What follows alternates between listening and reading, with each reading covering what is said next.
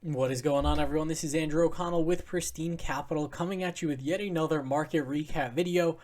I'm also Director of Research at LaDuc Trading. It is January 29th, 2021. Please like this video and subscribe to my channel if you enjoy this content, and I will continue to make it for you. Today we're going to be talking about the price action in the indices. We'll talk about the crazy volatility. We'll go under the hood and check out our sectors and style factors, the trades I took, and then we'll wrap up with some options order flow. But before we jump in, quick risk disclaimer: nothing in this video should be construed as investment advice or recommendations. Please follow your own trading plan and your own risk parameters. And last but not least, do not YOLO your entire account to any one of my trades. All right, so let's jump right in today. We had the S&P 500 down 2% today. We had the NASDAQ QQQ down 2.1%. We have the IWM small caps down 1.51%, and we have the Dow Jones down 2.05%. So if we take a look at our ES daily chart, this is, what we're looking at. We got these two big red candles right here, and you can see that at this point we have broken down below the 20-day simple moving average. We're also below the 5-day exponential moving average. And also, we jumped into the monthly value area. And you can see we're still above that point of control. But we really have been respecting that monthly value area since the first day of trading for this month. So you can see right here, our first day of trading in January 4th, was very volatile. And you can see we jumped throughout almost the entire monthly value area in one fell swoop. But we ended up recovering to this 20-day simple moving average. That certainly did not happen in today's price action. And you can see, pretty weak close. We didn't close exactly on the lows, but the market has not been respecting any of these key support levels. So if we take a look at this hourly chart, we can see what happened here. And we're getting, a lot of different fits and starts throughout the trading day. But it ends in, just more selling. So you can see here, very choppy action. So you see here, we plunged below this weekly value area. And we sort of have, it looked like a double bottoming action here. This was yesterday, we jumped back into that weekly value area. And then you can see we sort of, just fell even lower. So I'll be watching, we have this low here at maybe 36.87.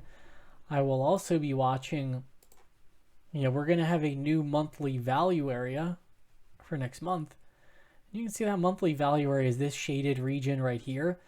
So we're going to be opening up the month below value. And you can see the value area low for this next month. It's going to be around 37.30. So I'll be watching to see if we can reclaim that level, or else we are just going to continue downtrending here. You can see the sell-off is occurring on high volume, so it is definitely to be respected. And a lot of what's going on, I think this is related to this whole GameStop issue, where a lot of these hedge fund guys were short GameStop. They are getting squeezed and they are not giving up those shorts. And I think they're being forced to liquidate a lot of their long book, and it is causing a lot of stress throughout the market. So we're getting a pretty violent sell-off. And then not to mention, sentiment going into this was really hot. So it just adds some additional fuel to the fire. The Qs you can see also below the 20-day simple moving average and the 5-day EMA, but we're holding above the monthly value area. And if we open right here, we're going to be opening within value for next month. And IWM, which has been the strongest today. And at one point it was green. It was almost up by 1%. But you can see IWM as well is breaking, broke through that 20-day simple moving average. And we've respected the 20-day since the first day of trading here. So you can see the first day of trading we closed below. Then the following day we bounced right back up into it. That's what I'll be looking for on Monday to see if we get any sort of bounce. If we do not, this market is looking more and more sick by the day. So we're going to have to see what the river brings on that. Let's see the Dow Jones. Dow Jones, you can see, fell into the monthly value area, actually sliced, slightly below it and closed within it. So yeah, this is a complete technical breakdown. And let's pull up the VIX here. You can see the VIX is extremely elevated. And if we take a look. So look at these candles the VIX is putting in. So we closed higher on the VIX, up 9.53% today. You can see 2 trading days ago, we closed literally on the highs for the VIX. We closed at around like a 37 handle. Yesterday, put in an inside day. Today, we flushed all the way up to this 37.5 level. And you can see this is getting, right in line with, prior to the election, the levels of volatility that we hit. So with the election, it was like, this huge event everyone was worried about. We don't know the future of American policy, and like there's a lot of question marks about that. It is shocking to me that a single name like GameStop can catalyze such a large decline in the indices and spike in volatility. To me, it's definitely not confidence inspiring.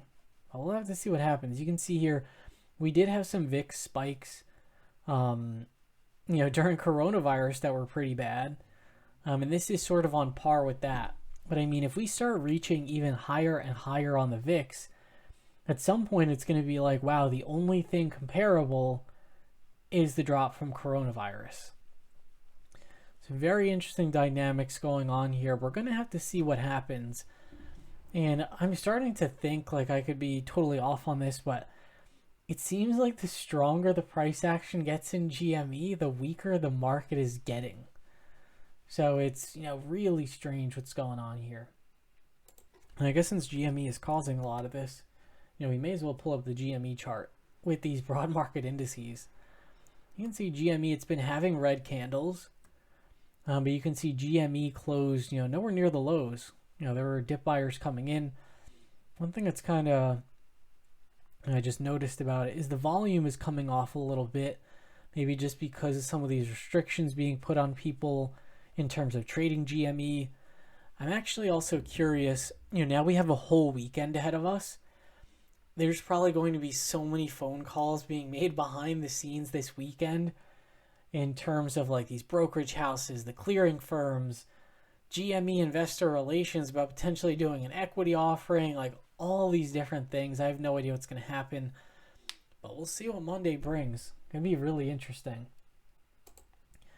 And then in terms of our sectors and style factors, pretty much, a huge washout other than GME. You can see all of what I call the premier assets are getting crushed. So we have like solar stocks down 3.11%. We have, we have technology down 2.36%. We've got pretty much all the ARK funds are down. Really the only bright spots, we had biotech, which is up 0.82%. We had medical devices up slightly as well. And then XRT, which has GameStop in it. So yeah, really nowhere to hide in this market at the current time. It just seems like, some deleveraging is occurring. And then you can see, the worst performing style factors today were international value, international momentum. Really everything was bad. Yeah, high beta was actually the worst. Yeah, let me talk about which ones were best, because there's a big disparity here. So Minvol was only down 1.34%, and high div low vol only down 1.32%. In terms of trades, I did not trade anything today. I sat completely still, and I was just watching the price action for the most part. There were some assets that sort of popped up as, showing some relative strength. I thought, are pretty interesting to just go through here. Yeah, YALA group here you can see is, performing really well. You can see it's above all the key moving averages. It's even above the 5-day EMA. This thing looks like it wants to move higher. This is a a social media platform in the UAE, the United Arab Emirates, and it's a voice-centric platform. And they have like 45% net margins. Really nice user growth. They're looking really strong. So YALA Group, definitely if the market starts to behave a little bit better, I will probably add to a position here. FLGT. This one up about 20%. It's a name that I traded a couple weeks ago just for a scalp. But yeah, this one is looking like a super performer. You can see completely bucking the trend of all this market weakness, and closed up over 20%, pretty extended at this point. You're looking really strong. And then CrowdStrike. CrowdStrike is also looking very strong here. Not quite as good as the other two, I would say. But yeah, in terms of like a more like mega cap name, more like established holding here, you can see that CrowdStrike reclaimed that 5-day EMA. It's getting very close to the 20-day as well. So I'm curious to see if CrowdStrike can reclaim those short-term moving averages and continue to move higher. So we'll see. And that about does it. Those are just some assets that I'm watching. I pretty much just sat on my hands for the trading day today, and I was just watching the futures. And let's see. I'll pull up some options order flow for everyone.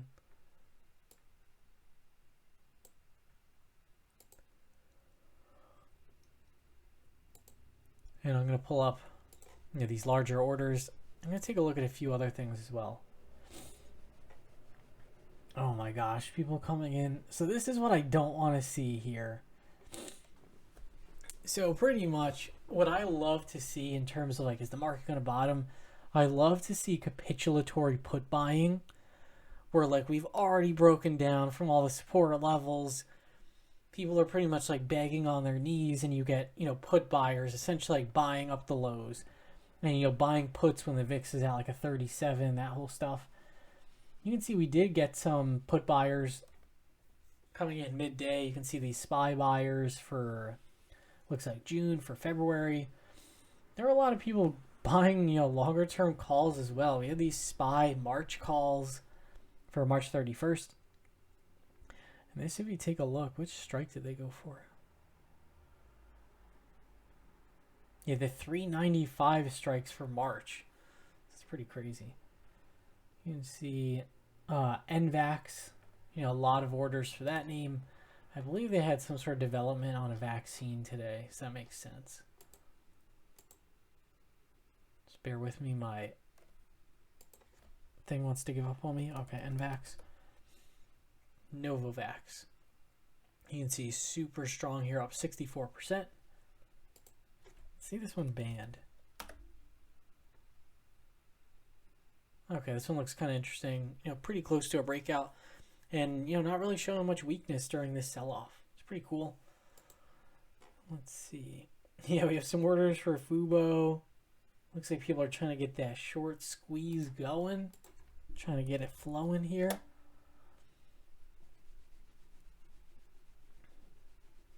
And yeah, you can see up 6.02%, following along with that, squeeze theme.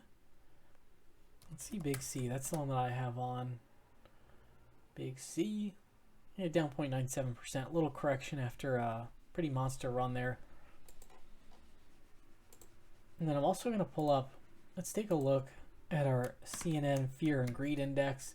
Just because right now I'm more so concerned with overall market sentiment and whether we're just going to keep washing out or what.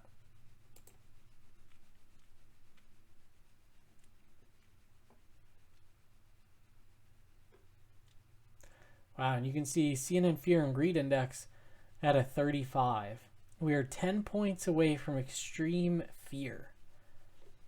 And let's see, 1 week ago we were at a 60. So we are starting to approach extreme greed. And now here we are, completely turned around on this metric. Let's see if Stock Charts has our put to call ratio. I don't think they do yet. I think it comes out a little bit later. So I'd say if you're a long-term investor it does help to buy stocks when the market is in a period of like extreme fear. It's if you're a long-term investor. If you're a trader, things might be a little bit different. Yeah, and this right now is at a 0.4. I want to see this thing jump. That was probably the red flag from yesterday that I really didn't, put much emphasis on. That even though we had a really bad day in the markets yesterday, nobody was really buying puts. So I would love to see a day of just like capitulatory put buying on this metric. And let's see also squeezemetrics.com. See if this is updated.